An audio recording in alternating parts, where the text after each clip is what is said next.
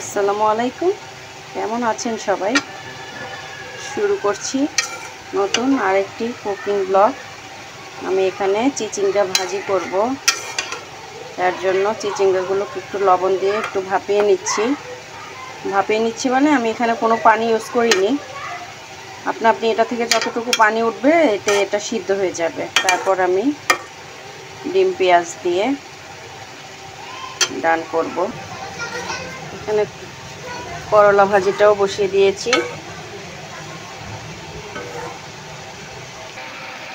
ভাতটা রান্না করা হয়ে গেছে।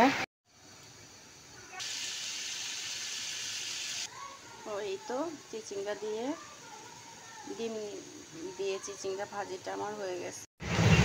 আমার করলা ভাজিটা হয়ে গেছে, আমি এখন এটা নামিয়ে দিচ্ছি। এই তো আমি এটা নামিয়ে নিয়েছি। এখন আমি মাছগুলো ভেজে নিচ্ছি। আমি এখানে মাছটা রান্না করার জন্য মশলাগুলো পেঁয়াজ মশলা সব কষিয়ে নিচ্ছি। আর এদিকে তো মাছ ভাজা হচ্ছে। তো মশলাটা কষে আসছে, এখন আমি এখানে সিমের বিচিগুলো দিব। এই সিমের বিচি আমার খুবই পছন্দের একটা জিনিস। তা আমি ফ্রোজেন করে রেখেছিলাম, এখন এটা দিয়ে দিচ্ছি। এখানে আমার মাছগুলো ভাজা হয়ে গেছে। আমি এটা যে ফ্রোজেন করা ছিল তো এখনও বরফ রয়ে গেছে এটার মধ্যে। আমি ঢেকে দিচ্ছি, এটা সেদ্ধ হলে পরে আমি মাছগুলো দিয়ে দিব।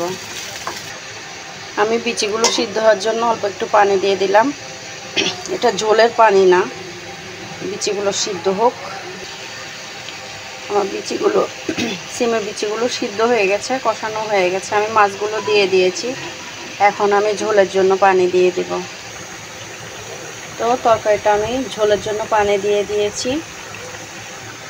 এদিকে তেলটা গরম হয়ে গেছে, আমি চিংড়ি মাছের বড়াগুলো ভেজে নেব।